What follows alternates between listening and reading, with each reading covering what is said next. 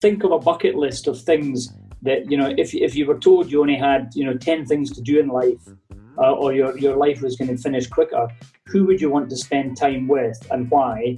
And, what things would you want to go and do?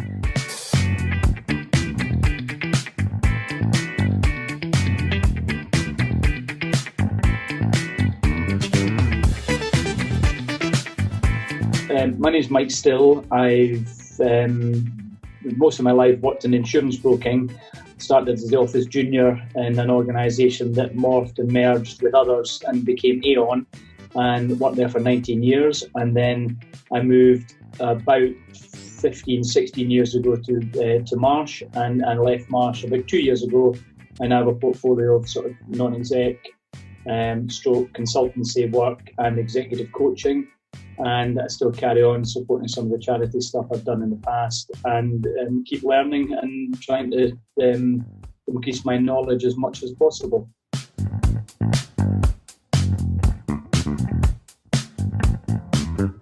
If I go back to the sort of early ones, so I started not really knowing what I wanted to do. I did 1 year at university or college doing engineering, and decided it wasn't for me, and I quit and wasn't really sure what I wanted to do, and ended up as the office junior in a little insurance brokers, or an office of an insurance brokers.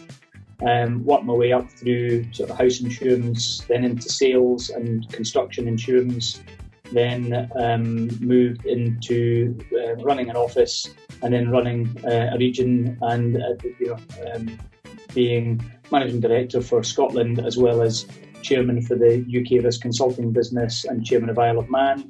And then I moved to Marsh and had a role as MD of Scotland, and then took on the UK sales role for a year, sorted that out, and then took on the job that was a new role, was the managing director for service, for client service for the UK, and then it became UK and Ireland business. So everything from the 10 million sort of turnover commercial business up to the FTSE 100, 27 offices, and lots of people trying to make sure that they're well trained, educated, doing the right thing, being more than compliant, and most importantly, giving clients phenomenal advice and service, but being happy in what they do as well.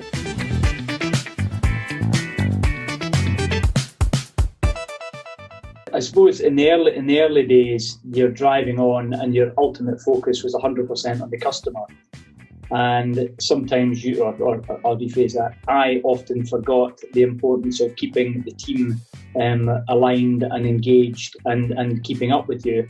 And often I was criticised for going too fast and making it difficult for people to catch up and keep engaged. And you had to reflect back in an early stage when you had responsibility for people. That's the word that you had, was responsibility. And it was quite tough for me at the early days, sort of trying to balance that with slowing down, maybe in my eyes giving clients less good service, and not performing as well as I could do, whilst I allowed everyone else to catch up.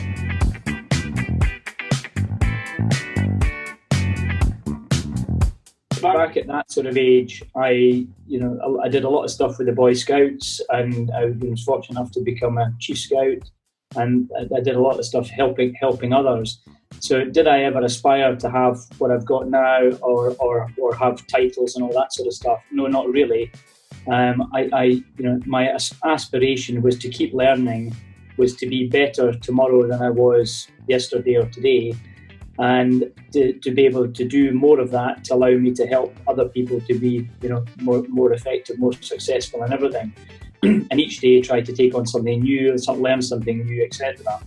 And by doing that, I carried on and moved into a bigger thing and a bigger thing and a bigger thing. But did I ever have aspirations? No, I just had aspirations to continually be better than I was the day before, and keep learning. And I still have that now. I haven't got aspirations to achieve any specific thing. I just want to keep learning and keep helping others to reach their potential as well, and see where that takes me.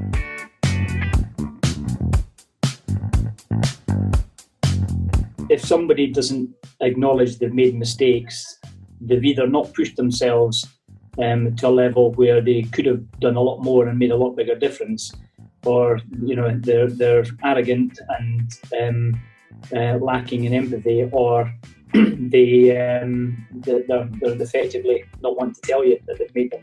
So lying. And because everybody, you can't get to a leadership position, in my view, without making mistakes, because a lot of it is entering grounds and things that you've never done before. And you can't expect to do new things and get them right first time every time. It just doesn't happen.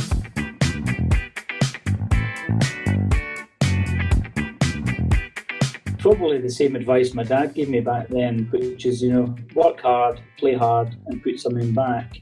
And that was it. And I think if you give it, back to that play to win thing, if you really give it your best, there might be people that are better than you in various things, and you might not win every time. But if you can actually go to bed at night thinking, I did my best, and you've got a conscience with that, and you keep learning, keep growing, keep developing. So it's always, did I do my best? Did I do my best in learning? Did I do my best at treating people well? Did I do my best in terms of advancing my career, helping society, doing different things there? And the answer is you could always do better, but generally at the consequence of something else. So again, you want to keep your physical health, your mental health in check and balance, but you've also got to make sure that you've got some financial health as well, because all of them are so intertwined. And all of those aspects of your life are completely intertwined. So I would say, work hard, play hard, put something back in, be curious and keep learning.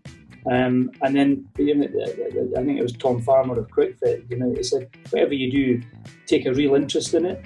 So, if you're doing exhausts or tires or whatever, make sure you've got a real interest in it. If you're doing pots and pans, if you're doing insurance, law, anything, whatever you're doing in your business, take a real interest in it, and then try to be the best that you can be, but be clear about it on that sort of stuff. So I think those would be the advice I would give to someone starting off. And don't worry about your mistakes, but admit your mistakes quickly.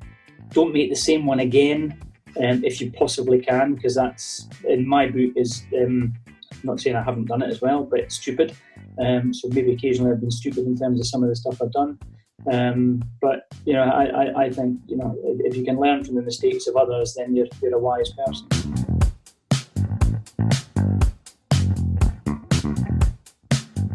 Think of a bucket list of things that if you were told you only had 10 things to do in life, or your life was going to finish quicker, who would you want to spend time with and why? And what things would you want to go and do? And most of them will be people spending time with people that you love and care about. So there's many different priorities, and I think if your aspiration is about material objects and bits and pieces, they're nice to have, but once you've got them, they're not as good as you think they are. And by the way, it doesn't matter how much wealth and how much in terms you've got material assets and nice things, it doesn't have any impact on your health. Cancer and things like that can come along, and lots of other things, or accidents happen. So think of what it is there, but always put a little bit in your pension every month as well, because the sooner you start, the better it is, and you can finish later. But and there's so much knowledge and learning and a great opportunity. So, but make sure you have fun, because if you don't have some fun as well, life is dull. So spend time with your friends. It can be online, it can be face-to-face distance at the moment. So there's lots of stuff there. But yeah, keep learning, keep getting advice, surround yourself with good things that feed in, and try your best to enjoy life, even when there's some bad bit, because as I say, there's always someone worse than you.